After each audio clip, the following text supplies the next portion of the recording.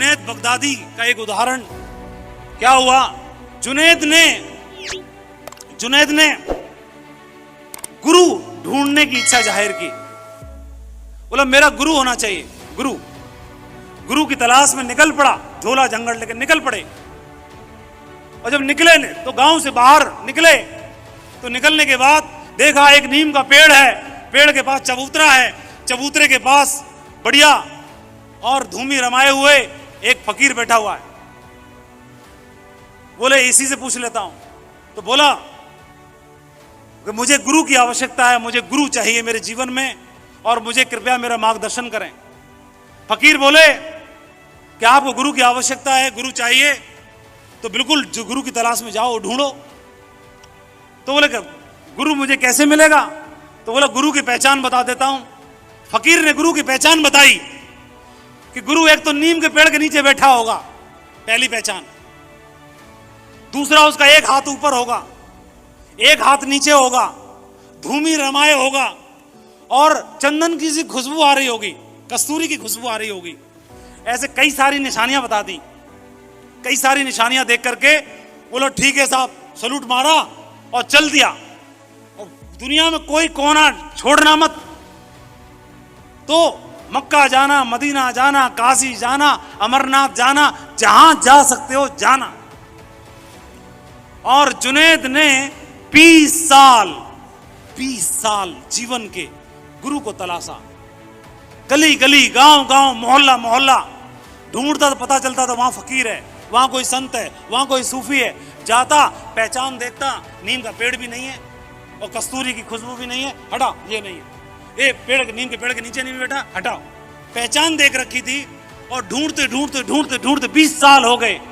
दुनिया का कोई भी धार्मिक स्थल छोड़ा नहीं, सब जगह गया, उसकी तलाश पूरी ना हुई और अंत में हार करके वापस आया। बोले चलो गांव ही चलता हूं। गांव वापस आया, गांव से बाहर पहले ही वो फकीर बैठा हुआ है। और जैसे ही फकीर बैठा हुआ है, बोला फकीर को बताता हूं तुमने मेरा 20 साल खराब कर दिए। लेकिन वहां जा पहुंचने से पहले ही दिखाई दिया कि वो फकीर नीम के पेड़ के नीचे बैठा हुआ है। पहली निशानी पूरी। फकीर का एक हाथ ऊपर है, दूसरी भी टिक हो गई, एक हाथ नीचे है, तीसरी भी टिक हो गई, कस्तूरी की खुशबू भी आ रही है। वहीं लम्बलेट हो गया। बोला गुरुदेव आपने मुझे पहले क्यों नहीं बोला कि आप ही वो गुरु हैं? मुझे 20 साल कटवा दिए, आप ही वो गुरु हैं, आपने पहले क्यों नहीं बताया? तो गुरुदेव फकीर बोले पहले तुमको मैं बोल देता कि मैं ही तुम्हारा महागुरु जी हूं तो तू मेरे पास था। महागुरु जी बड़े आए, महागुरु जी बड़े आए। तो 20 साल चक्कर काटे ना तूने, 20 साल में तेरे को आंखों में रोशनी आ गई ढूंढने की। पहले भी नीम का पेड़ था, पहले भी मेरा एक हाथ ऊपर था जब बता रहा था, पहले भी एक हाथ नीचे था, कस्तूरी की खुशबू तब भी थी, पर तेरे में अहम था कि मेरा गुरु ये हो ही नहीं सकता है। तो 20 साल चक्कर काटने के बाद पता चला कि वही उसका महागुरु जी है। इसलिए एक बात मैं जरूर बताना चाहता हूं, दुनिया में कहीं भी कोई महागुरु ढूंढने की जरूरत नहीं है। जो आपके साथ कंधे से कंधा मिला रहा है, जो आपकी मोटरसाइकिल पे ढूंढ रहा है, घूम रहा है, उसके पास नहीं है चाहे समोसे खरीदने के पैसे। फकीर, महागुरु तो फकीर ही होता है। नंग धड़ंग जैसा भी है, टेढ़ा है लेकिन मेरा है, उसके साथ हो जाना और उसका हाथ और पैर कुछ मत छोड़ना। और यह बात तय है उसके साथ जर्नी, वो कहां पहुंचेगा मालूम नहीं है। गुरु रईस बनने के चक्कर में नहीं रहता, लेकिन जो शरण में आ गया उसको तो वहां तक पहुंचा के मानेगा, ये बात तो तय है। ठीक है, वो चाहे सारथी बन जाए बेशक, लेकिन तुम्हारे हाथ में गांडीव जरूर दिखाई देगा। इसलिए एक बात समझनी जरूरी है। तो जुनैद बगदादी को कई बार हम देखते हैं, कई लोगों ने अपलाइन की बात नहीं मानी, शिकायत करते थे सर मेरा अपलाइन बहुत खराब है, बहुत बेकार है। तो मुझे एकदम दमदार वाले महागुरु जी चाहिए, बड़े वाले, ढूंढ आए, जाने कहाँ चक्कर काट के आ गए, लास्ट में अंत में बोले गुरुदेव आपसे काम चलेगा मेरा, मैंने सब चेक कर लिया। तो चक्कर काटेंगे 20 साल, उससे अच्छा है कि उन्हीं के साथ हो लो। हेलो, समझ में आ रहा है? कितने लोगों को समझ में आ रहा है? हाथ हिला के बताइए। बहुत बढ़िया, उसी का हाथ थाम लेना दमदार तरीके से। जुनैद बगदादी ने बताया। और एक और बताता हूं गुरु के बारे में। गुरुजीएफ का नाम आपने सुना होगा, कितने लोगों ने सुना है गुरुजीएफ? तो गुरुजीएफ के पास बैठते थे, लोगों के पास बैठते थे, लोग सारे काम चलते थे।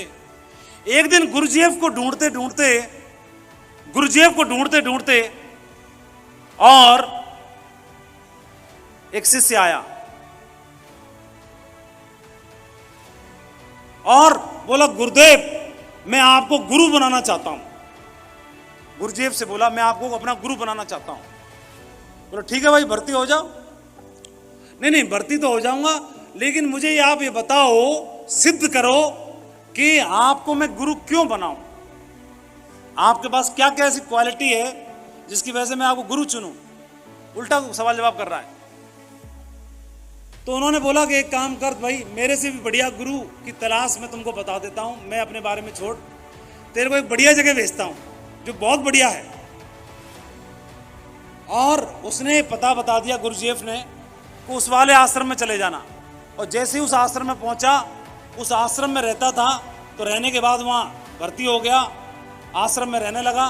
और जिस आश्रम के गुरुजी थे, उस आश्रम के, वो हमेशा दिन रात गुरुजीएफ की बुराई करते थे, चुगली करते थे, बुराई करते थे। बेकार आदमी है, लटूरा है, किसी काम का नहीं है, कुछ नहीं कर पाएगा, 2 कौड़ी की अकल नहीं, आता क्या है उसको, खामखा चौधरी बना घूमता रहता है, दुनिया के लोगों को पागल बनाता रहता है। गाली सुनाता था डेली। महीना भर रहा, महीना भर में गाली सुन के कान पक गए उसके। और आया, बोला गुरुजी वो आपने जहां पर भेजा वो तो बड़ा बेकार आदमी है, आपको गाली देता रहता है, आपको गाली देता रहता है। तो गुरुजीएफ ने बताया हाँ उसकी ड्यूटी यही है, गाली देने की। बोले कैसे? वो मेरा ही चेला है, मेरा चेला है, और मैंने ऐसा आश्रम एक स्पेशल बनाया गया है जो मेरे को गाली दे, जो मेरे को न समझें, जो मेरे को गाली सुनाने का और सुनने का दिल करें, वो वाले आश्रम में भर्ती हो जाएं, ताकि जो बच्चे कुचे प्योर शुद्ध हैं उनको मैं सेट करके और ऊपर वाले परमात्मा से जोड़ सकूं। बहुत सारे लोग सवाल जवाब करेंगे, इक्का दुक्का लोग उंगली उठाएंगे आपके साथ, आपके ऊपर टेंशन लेने की जरूरत नहीं है उनको, वो अपनी जगह अपने आप ढूंढ लेंगे, वहां पे चले जाएंगे।